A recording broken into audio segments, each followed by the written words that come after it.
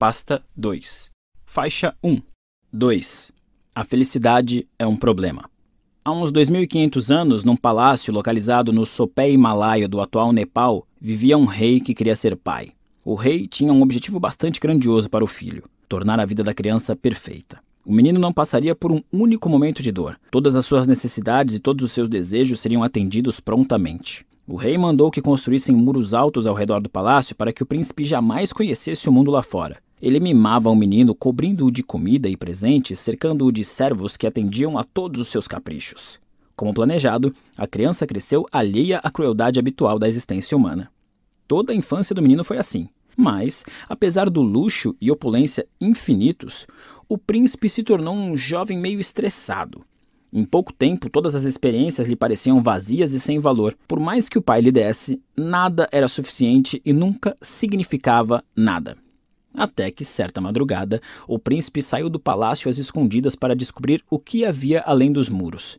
Ele ordenou que um criado o conduzisse pelo vilarejo local, e o que ele viu deixou o rapaz aterrorizado. Pela primeira vez na vida, o príncipe conheceu o sofrimento. Viu doentes, velhos, desabrigados, sofredores e até mortes. O príncipe voltou ao palácio e entrou numa espécie de crise existencial. Sem saber como lidar com o que tinha visto, ficou todo emo e reclamão. E, como é típico dos jovens, acabou culpando o pai exatamente por tudo que o rei tentara fazer por ele. As riquezas, concluiu o príncipe, eram o que tinham deixado tão infeliz, impedindo-o de encontrar sentido na vida. Ele decidiu fugir. O príncipe só não contava que fosse tão parecido com o pai. Ele também tinha ideias grandiosas. Assim, decidiu não só fugir, como também abrir mão da nobreza, da família e de todas as posses para viver nas ruas, dormindo na imundície como um animal. Nas ruas, ele passaria fome, sofreria e mendigaria por comida pelo resto da vida. Na noite seguinte, o príncipe saiu escondido de novo, dessa vez para nunca mais voltar. Durante anos, ele viveu como mendigo, um refúgio descartado e esquecido da sociedade, o cocô de cachorro grudado no sapato da hierarquia social. E, como planejado, o príncipe sofreu muito. Enfrentou doenças, fome, dor, solidão e fraqueza. Ficou à beira da morte muitas vezes, sobrevivendo o dia inteiro com uma única noz. Alguns anos se passaram, e mais outros, até que nada aconteceu. O príncipe percebeu que aquela vida de provações não era aquilo tudo que prometia. Não levava a sua desejada iluminação. Não revelava nenhum mistério mais profundo a respeito do mundo ou do propósito da vida. Em outras palavras, o príncipe percebeu o que todo mundo meio que já sabia. Sofrer é uma merda e não necessariamente se traduz em algo significativo. Seja na riqueza ou na pobreza, não existe valor no sofrimento quando não há um propósito. Daí foi um pulo para o príncipe chegar à conclusão de que sua ideia tão grandiosa, assim como a do pai, era uma bela bosta, e de que ele deveria fazer outra coisa da vida. Muito confuso, o príncipe se limpou e, encontrando uma grande árvore perto do rio, decidiu se sentar à sombra e só se levantar quando tivesse outra grande ideia. Reza a lenda que o príncipe confuso ficou debaixo da árvore por 49 dias. Não vamos entrar na questão da viabilidade biológica de ficar sentado no mesmo lugar por 49 dias. Digamos que durante esse período o príncipe foi tocado por diversas verdades muito profundas. Uma delas foi a seguinte: a vida em si já é uma forma de sofrimento. Os ricos sofrem por serem ricos. Os pobres sofrem por serem pobres. Pessoas sem família sofrem por não terem família. Pessoas com família sofrem por causa da família. Pessoas que buscam os prazeres mundanos sofrem por causa dos prazeres mundanos. Pessoas que se abstêm dos prazeres mundanos sofrem por se absterem. Isso não significa que todo sofrimento seja igual. Sem dúvida, alguns são mais dolorosos que outros, mas mesmo assim, todos sofremos. Anos depois, o príncipe formularia toda uma nova filosofia de vida e a transmitiria ao mundo. E este seria o princípio central. Devemos parar de tentar resistir à dor e à perda, pois são inevitáveis. O príncipe se tornaria conhecido como Buda. E se você nunca ouviu falar dele, saiba que Buda não foi pouca coisa. Existe uma premissa básica em muitas de nossas conjecturas e crenças. Ela postula que a felicidade é algorítmica, que pode ser buscada, merecida e alcançada como se estivéssemos entrando na faculdade de Direito ou montando um complicado conjunto de Lego. Se eu conseguir X, serei feliz. Se eu tiver a paciência Y, serei feliz. Se eu conquistar uma pessoa como Z, serei feliz. Essa premissa é o problema.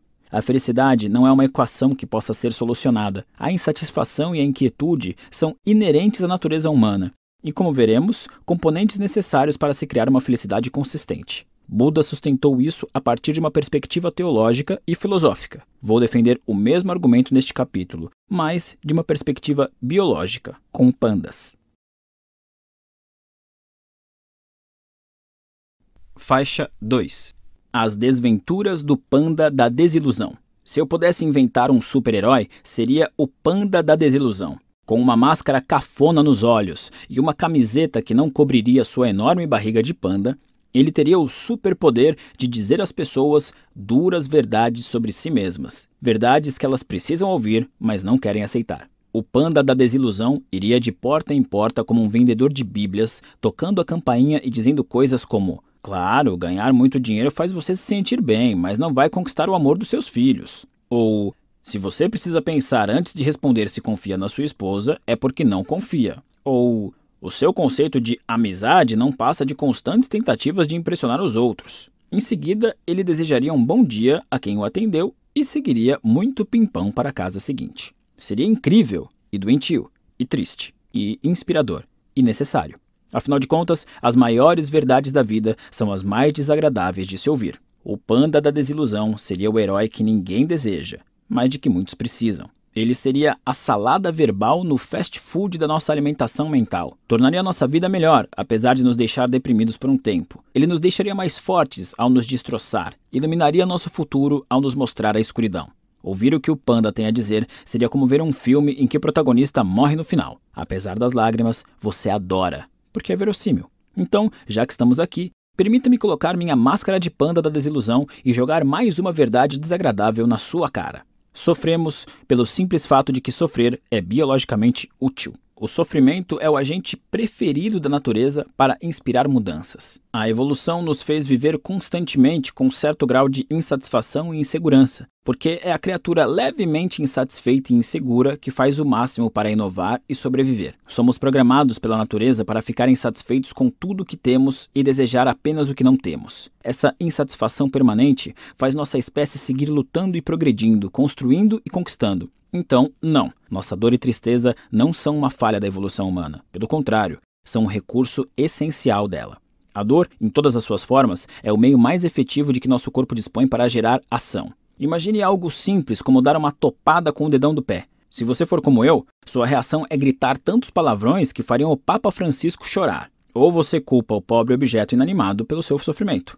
Mesa escrota, diz. Ou talvez chegue ao ponto de questionar toda a sua visão sobre design de interiores com base no dedo latejante. Que tipo de idiota coloca uma mesa aqui? Mas voltemos. Aquela dor horrível no dedo, que eu, você e o Papa odiamos tanto, tem um motivo importante para existir. A dor física é um produto do sistema nervoso, um mecanismo de resposta que nos permite desenvolver a noção espacial de nossas proporções físicas.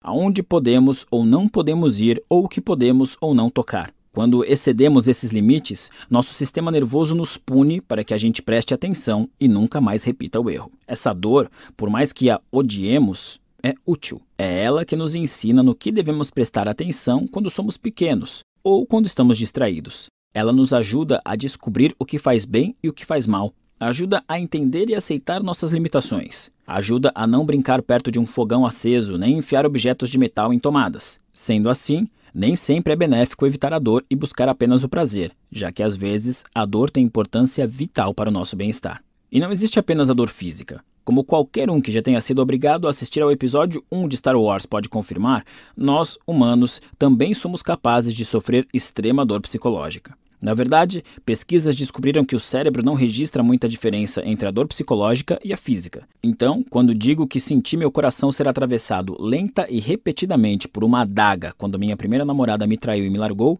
é porque doeu tanto que daria no mesmo se tivessem realmente cravado uma adaga lenta e repetidamente no meu coração. Assim como a dor física, a dor psicológica indica que há um desequilíbrio, que algum limite foi excedido. E também, como a dor física, a psicológica nem sempre é indesejável ou de todo ruim. Em certos casos, passar por dores emocionais ou psicológicas pode ser saudável ou mesmo necessário. Assim como bater o dedão nos treina para esbarrar menos em mesas, a dor emocional provocada por rejeição ou fracasso nos ensina a evitar os mesmos erros no futuro. O que nos leva a deduzir um dos grandes perigos de uma sociedade que se esquiva cada vez mais dos inevitáveis desconfortos da vida. Perdemos o benefício da passagem por doses saudáveis de dor, e essa perda nos desconecta da realidade. Você pode ficar com água na boca ao imaginar uma vida livre de problemas, repleta de felicidade e compaixão eternas. Mas aqui no mundo real, os problemas nunca cessam. Sério, eles não acabam. O panda da desilusão acabou de passar aqui.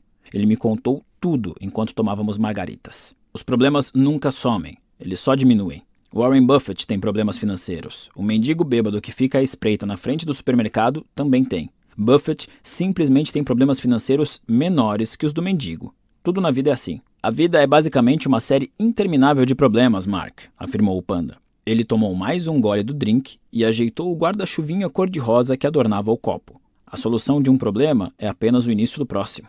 Depois de um tempo, eu me perguntei de onde aquele panda falante tinha saído. Aliás, quem foi que preparou essas margaritas? Não espere por uma vida sem problemas, continuou o panda. Isso não existe. Em vez disso, torça por uma vida cheia de problemas pequenos. E dizendo isso, ele pousou o copo, ajeitou o guarda-chuvinha nele e saiu caminhando alegremente rumo ao horizonte. Faixa 3. Felicidade é resolver problemas.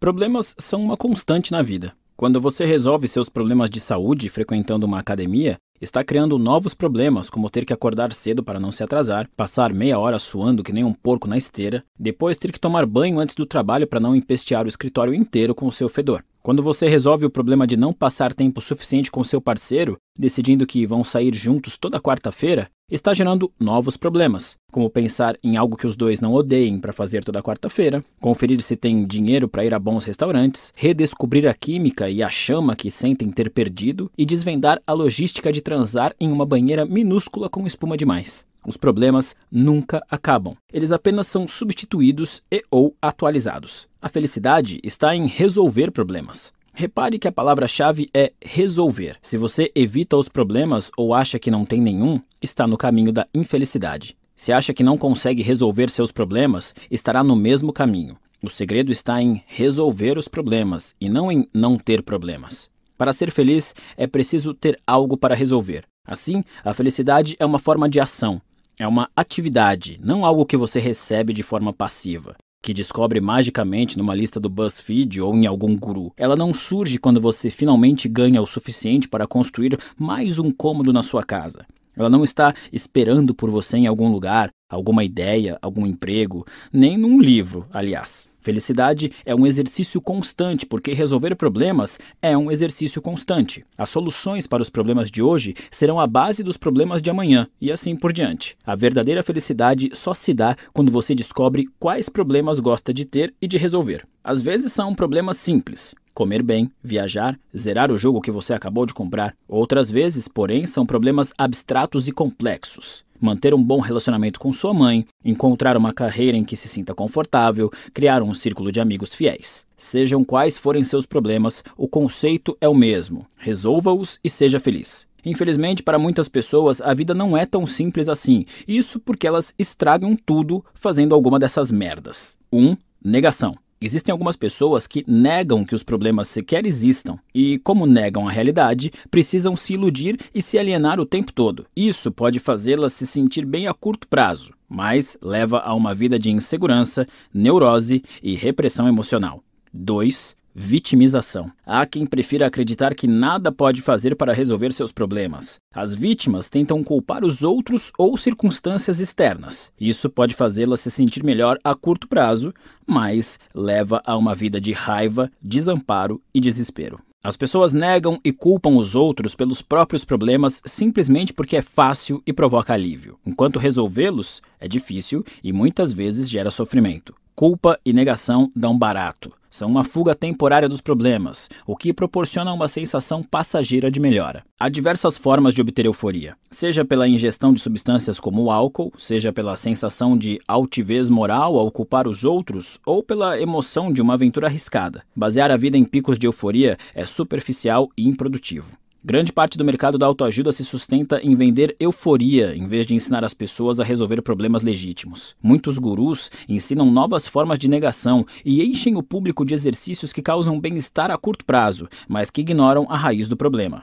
Lembre-se, nenhuma pessoa feliz de verdade tem necessidade de ficar diante de um espelho repetindo para si mesma que é feliz. Outro problema da euforia é que ela vicia. Quanto mais dependemos dela para sentirmos uma melhora em nossos problemas ocultos, mais recorremos a tal recurso. Assim, quase tudo pode se tornar um vício, dependendo do motivo pelo qual é usado. Todos temos nossos métodos preferidos para entorpecer a dor causada pelos problemas. E não há nada de errado nisso, desde que sejam usados em doses moderadas. Quanto mais evitamos e mais nos entorpecemos, mais doloroso será quando finalmente confrontarmos nossos problemas.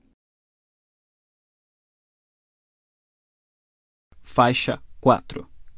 Sentimentos não são tudo isso que você pensa. Os sentimentos foram desenvolvidos em nosso organismo com um propósito específico, nos ajudar a viver e a nos reproduzir melhor. Só isso. São um mecanismo de resposta cuja função é nos alertar de que algo é provavelmente bom ou provavelmente prejudicial. Nada mais, nada menos. Assim como a dor da queimadura ensina a não tocar o fogão aceso de novo, a tristeza de estar sozinho ensina a não repetir os comportamentos que causaram a solidão. Sentimentos são apenas sinais biológicos criados para empurrar as pessoas na direção de mudanças positivas. Olha, eu não estou tentando menosprezar a sua crise de meia-idade ou o ainda não superado trauma de quando seu pai alcoólatra roubou a sua bicicleta quando você tinha 8 anos. Mas, no final das contas, se você se sente mal, é porque o seu cérebro está indicando a presença de algum problema não abordado ou não resolvido. Em outras palavras, sentimentos negativos são um chamado à ação. Se você sente algo ruim, é porque precisa agir. Da mesma maneira, sentimentos bons são a recompensa por agir certo. Quando você se sente bem, a vida parece simples e basta aproveitá-la. Até que, como tudo mais, a sensação boa desaparece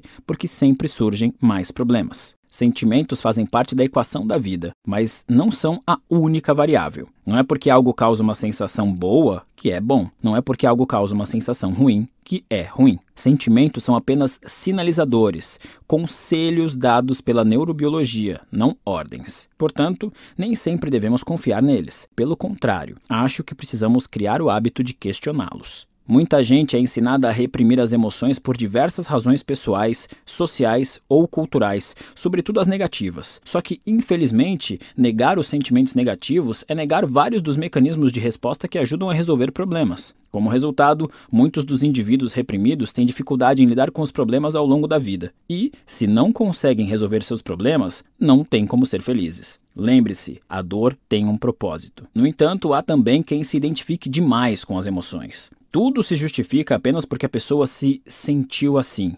Eu quebrei seu para-brisa, mas foi porque eu estava com ódio, não pude evitar. Ou, eu larguei a faculdade e me mudei para o Alasca porque eu senti que era o certo a fazer. Tomar decisões com base apenas no que o seu coração manda, sem o auxílio da razão para se manter na linha, é pedir para dar merda. Sabe quem baseia a vida nas emoções? Crianças de 3 anos. Cachorros. Sabe o que mais crianças de 3 anos e cachorros fazem? Cagam no tapete. A obsessão e a atenção exagerada aos sentimentos sempre falham pela simples razão de que sentimentos não duram. O que nos faz feliz hoje não nos fará amanhã, porque a nossa biologia sempre vai demandar algo mais. A fixação pela felicidade inevitavelmente nos leva a uma busca incessante por outra coisa. Uma casa nova, um relacionamento novo, mais um filho, mais um aumento. E, apesar de todo o nosso esforço, acabamos nos sentindo do mesmo jeito que no começo, insuficientes. Os psicólogos às vezes se referem a esse conceito como a esteira hedonista. A ideia de que estamos sempre nos esforçando para mudar a nossa vida, mas na verdade nunca nos sentimos muito diferentes. É por isso que nossos problemas são recorrentes e inevitáveis. A pessoa com quem você se casa é a mesma com quem você briga. A casa que você compra é a mesma que você reforma. O emprego dos seus sonhos é o mesmo que vai estressá-lo. Tudo vem com um sacrifício embutido. Ou seja, o que nos faz bem vai inevitavelmente nos fazer mal também. O que ganhamos também é o que perdemos. O que nos proporciona experiências positivas definirá também as negativas. Esse conceito é difícil de engolir. Nós gostamos de pensar que existe uma felicidade derradeira a alcançar. Gostamos de pensar que é possível alcançar um alívio permanente do sofrimento. Gostamos de pensar que é possível se sentir para sempre pleno e satisfeito com a vida. Mas não é. Faixa 5. Escolha suas batalhas. Se eu lhe perguntar o que você quer da vida e você disser algo como quero ser feliz, ter uma família maravilhosa e um emprego de que eu goste, essa é uma resposta tão comum e previsível que não significa nada. Todo mundo gosta do que é bom. Todo mundo quer ter uma vida sem preocupações, feliz e fácil, se apaixonar, ter relacionamentos incríveis, parceiros sexuais fantásticos, ser lindo, ganhar dinheiro, ser popular, respeitado, admirado e tão foda que as multidões se abrirão como o mar vermelho quando você passar. Todo mundo quer isso. É fácil querer isso. Uma pergunta mais interessante que a maioria das pessoas nunca considera é: qual dor você quer na vida? Pelo que você está disposto a lutar? Porque isso é muito mais determinante na definição do seu futuro. Por exemplo, muita gente quer ter a melhor sala do escritório e ganhar rios de dinheiro. Mas não é qualquer um que está disposto a trabalhar 60 horas por semana, fazer longos trajetos indo e voltando do escritório, preencher uma montanha de papelada odiosa e vencer hierarquias corporativas arbitrárias só para escapar dos opressores cubículos infinitos. Muitas pessoas querem o melhor sexo do mundo e um relacionamento incrível, mas nem todas estão dispostas a enfrentar as DRs, os silêncios constrangedores, a mágoa e o drama psicológico necessários para construir isso. Então, se conformam. Elas se conformam e passam anos se perguntando: poderia ser diferente? Até que a pergunta passa a ser: poderia ser com alguém diferente? E quando os papéis são assinados e o cheque da pensão está preenchido, pensam: por quê? Se não foi porque você tinha padrões e expectativas baixos 20 anos atrás, então foi por quê? Porque a felicidade exige esforço. Ela se origina dos problemas. A alegria não brota do chão como margaridas e arco-íris. Satisfação e propósitos genuínos, sérios e duradouros, devem ser conquistados pela escolha e pela maneira como conduzimos nossas batalhas. Sofra você com ansiedade, solidão, toque ou um chefe imbecil que estraga metade do seu dia, a solução é aceitar e mergulhar ativamente nessa experiência negativa. Não evitá-la, não fugir dela. Muita gente quer ter um corpo maravilhoso, mas ninguém consegue isso sem passar pela dor e pelo cansaço físico de gastar horas e horas dentro de uma academia ou calcular tudo o que come, planejando sua vida em minúsculas porções. Há quem queira abrir um negócio, mas ninguém se torna um empreendedor bem-sucedido se não encontrar um jeito de avaliar o risco, a incerteza, os muitos fracassos, a quantidade insana de horas dedicadas a algo que pode render absolutamente nada. A maioria das pessoas quer encontrar um parceiro, mas ninguém conquista uma pessoa maravilhosa sem saber lidar com a turbulência emocional causada pelas rejeições exaustivas, com a tensão sexual reprimida e com a obsessão em olhar fixamente para um celular que nunca toca.